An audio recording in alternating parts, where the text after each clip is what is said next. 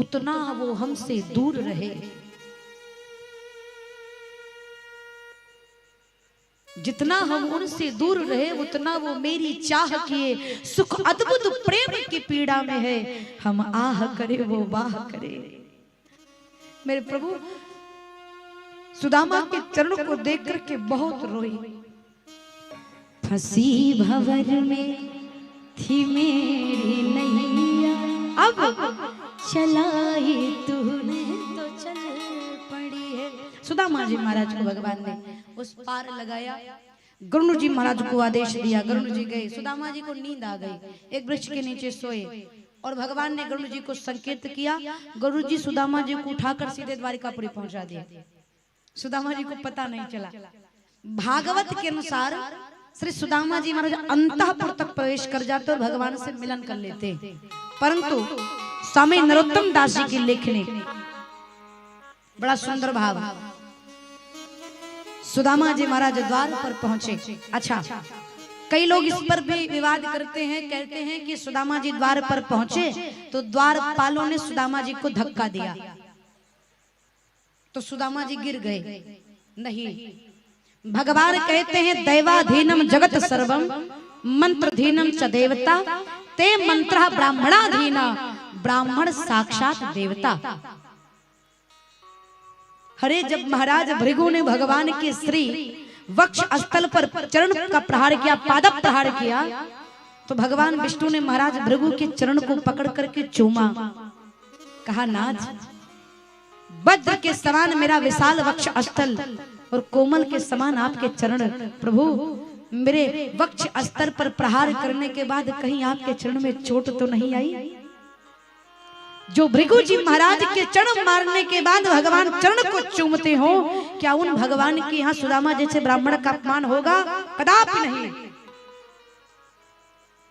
भगवान कहते हैं विप्र प्रसादात धरणी धरो हम, विप्र प्रसादात कमला बरो हम, विप्र प्रसादात अजिता जितो हम, विप्र प्रसादात मम कृष्ण नाम। भगवान कहते हैं ये जो भी दिया है ब्राह्मणों का दिया है। विप्रों के ब्राह्मणों की पुकार सुनकर मैं जन्म लेता हूँ। विप्र प्रसादात कमला वरोहम, ब्राह्मण की देन ही है कि मुझे रुक्मिणी जैसी पत्नी मिली। ब्राह्मणों की ही देन है कि मैं संसार में अभी तक अजय रहा। और विप्र प्रसादात मम कृष्ण नामा, ये ब्राह्मणों की देन है जो मेरा नाम कृष्ण पड़ा। अरे मैं तो ब्राह्मणों के अधीन हूँ, जिनके जो परमात्मा स्वयं ब्राह्मण की पूजा करते हो उनके यहाँ कभी सुदामा जी को धक्का नहीं दिया जाएगा। नरोत्तम दास जी की भी लेखनी कहती है, सुदामा जी द्वार पर पहुंचे, द्वारपालों ने देखा, आसन दिया, हे विप्रवर आप विराजो, हम भगवान को सूचना देकर के आते। द्वारपाल पहुंचे, भगवान कृष्ण से कहा एक व्यक्ति कोई आया है। भगवान ने कहा कैसा है? तब द्वारपाल कहते हैं प्रभु शीस पगा न झगा तन पे, प्रभु जान को आए बसो के ही ग्रामा, धोती फटी सी लटी दुपटी और पाय पाना की नहीं सामा। द्वारपाल कहते हैं द्वार खड़े दुज निर्बलेक, रहो चकी सो वसुधा अभिरामा, पूछत दीन दयाल को धाम, बतावत अपनो नाम सुदामा। द्वारपाल ने कहा प्रभु चरण में पादुका नहीं, फटे पुराने कपड़े पहने हैं, पगड़ी नहीं है। सरकार कोई याचक है जो अपना नाम सुदामा बता रहा है।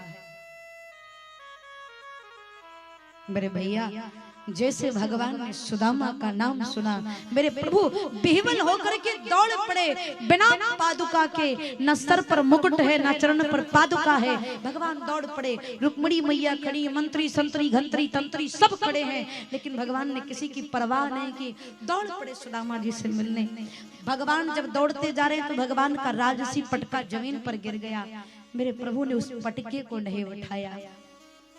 क्यों?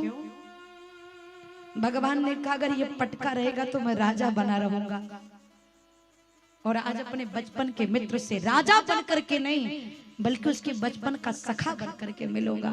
कोई भेद ना रह जाए, कोई अंतर ना रह जाए। एक संत तो बड़ा सुंदर भाव प्रकट करते हैं कि भगवान का पटका अपने आप गिर गया। क्यों? भगवान के पटके ने कहा बचपन के मित्र हैं कृष्ण और सुदामा, बरसों बाद आज मिल रहे हैं, मिलेंगे तो एक दूसरे को गले से लगाएंगे। अगर मैं इनके सीने पर लगा रहा तो दोनों के हृदय के बीच में दीवार बन जाऊंगा, इसलिए मैं पहले से हट जा रहा हूँ। जिस प्रकार से राम जी भरत जी से मिलने के लिए गए, उठे राम सुन प्रेम अधीरा, कहूं पट कहूं निशंग धनु तीरा। राम जी जब भरत जी से मिलने के लिए गए तो भगवान का धनुष, बाण, पटका, निशंग चारों चीज गिर गया। मेरे बंधु, धनुष बाण से लक्ष्मण जी ने पूछा आप क्यों गिर गए? धनुष बाण लक्ष्मण सहित पूरे संसार को बताना चाहता है कि राम जी संसार को संकेत करना चाहते हैं बंधु कि जब एक भाई दूसरे भाई से मिलने के लिए जाए तो हाथ में धनुष बाण लेकर के नहीं, हृदय में प्रेम लेकर के जाए। यही राम और भरत के मिलने का संकेत है। आज भगवान कृष्ण भी वही संसार को दर्शाना चाहते हैं। कथा संकेत कर रही है कि जब आपका कोई मित्र आपके पास सहायता दीनहीन बन करके आए तो वहां पर अपने प्रभाव का प्रदर्शन न करिए भैया, प्रभाव को छुपा करके केवल अपने प्रेम का प्रदर्शन करिए। मेरे प्रभु दौड़ करके गए, सुदामा जी को गले लगाया। संकोच कर रहे हैं सुदामा जी, इतना बड़ा राजा। भगवान भीतर ले गए, सुदामा जी को श्रेष्ठ आसन पर बिठाया, अपने आसन पर सुदामा जी को विराजमान किया और भगवान चरणों में बैठ गए।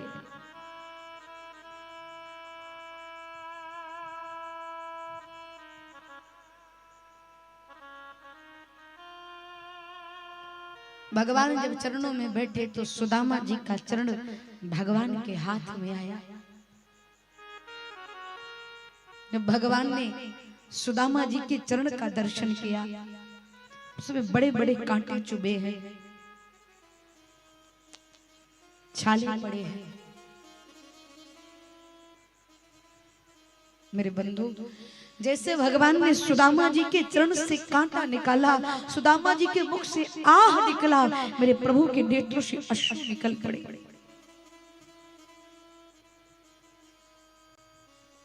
जितना हम उनकी चाह किए उतना वो हमसे दूर रहे,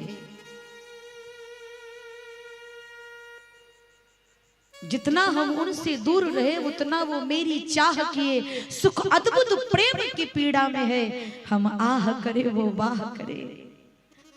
मेरे प्रभु सुदामा के चरणों को देख करके बहुत रोई। जितना राधा रोई रोई कन्हैया के लिए, कन्हैया उतना रोए रोए हैं सुदामा के लिए। भगवान आज अपने आप को विचार करते हैं, मेरे मित्र की ये दशा है, सारा दोष मेरा है।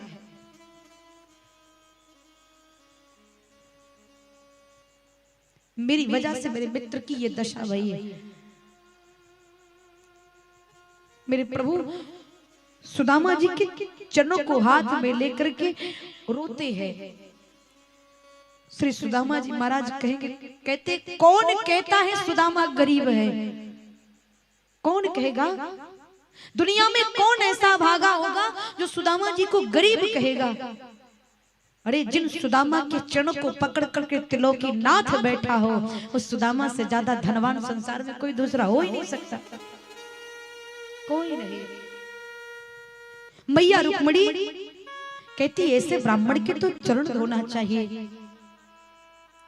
मैया रुक्मिणी भीतर जल लाने के लिए गई सुदामा जी का चरण धोने के लिए। लेकिन बड़ी सुंदर बात नरोत्तम बाबा कहते हैं, देखी सुदामा की दीन दशा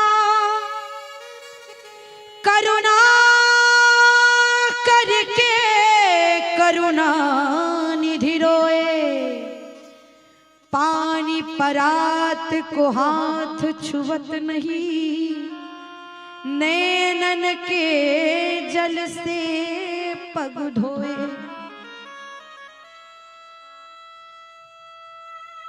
आज मेरे प्रभु सुदामा जी के चरण को अपने अस्त्रों से धोते हैं।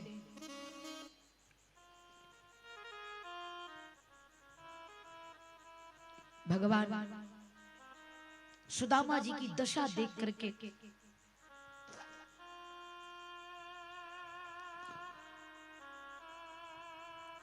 रोदन करते हैं कि जिस मित्र ने मेरे लिए सर्वस्व न्यौछावर कर दिया, आज मेरी वजह से उसके पैर में कांटे चुभे हैं। जो मेरे जीवन से कड़वाहट को समाप्त करके मिठास लाया, आज उसी मित्र के जीवन में मैं उसके जीवन में उसके चरण में कांटा चुभने का कारण बना। कितना बड़ा दुर्भाग्य है मेरा। भगवान सुदामा जैसे ब्राह्मण को अपने नेत्र के अस्त्रों से अभिषेक करते हैं। भगवान ने रुक्मिणी मैया को संकेत किया। मैया रुक्मिणी साक्षात जगदम्बा मैया लक्ष्मी सुदामा जी को प्रणाम करने के लिए आई। जिस विप्र सुदामा के चरण में साक्षात लक्ष्मी ने सर झुकाया हो, क्या वो सुदामा दरिद्र हो सकता है? जिस सुदामा के चरणों में त्रिलोकी नाथ बैठे हो, क्या वो सुदामा निर्धन हो सकता? कदापि नहीं। सुदामा कहते हैं मुझसे बड़ा धनवान तो इस ब्रह्मांड में कोई नहीं। मेरा मित्र मेरे पास है, मेरा मोहन मेरे पास है, और क्या चाहिए? श्री सुदामा जी संकोच करते हैं कि इतनी पटरानियां रानियां खड़ी हैं। सुदामा जी को भगवान एकांत में ले गए, सुदामा जी की चरण सेवा करने लगे भगवान, और मैया रुक्मिणी सुदामा जी को पंखा करने लगे। भगवान सुदामा जी के चरण दबाने लगे। भगवान सुदामा जी से कहते रहे, भैया सुदामा बेबा उबा किया कि नहीं किया? सुदामा जी ने कहा, हाँ तेरी भाभी का नाम सुशीला। बहुत सुंदर बात यहाँ पर भागवत नवनीत में श्री डोंगरे जी महाराज ने लिखे कि जिस समय भगवान द्वारिकानाथ सुदामा जी के चरण को धोए, ब्राह्मण की पूजा करते हैं। हम लोगों के यहाँ भी होता है ना, ब्राह्मणों की पूजा होती है, चरण धोते हैं, टीका करते हैं, पुष्प अर्पण करते हैं, दक्षिणा चढ़ाते इत्यादि। भगवान ने भी वही किया। जैसे सुदामा जी के चरण को धोए, चरण को धोने के बाद जब टीका लगाने के लिए सुदामा जी के मस्तक पर गए, तो जब मस्तक की रेखाओं को पढ़ा तो उसमें सुदामा जी के मस्तक पर लिखा था श्री छया।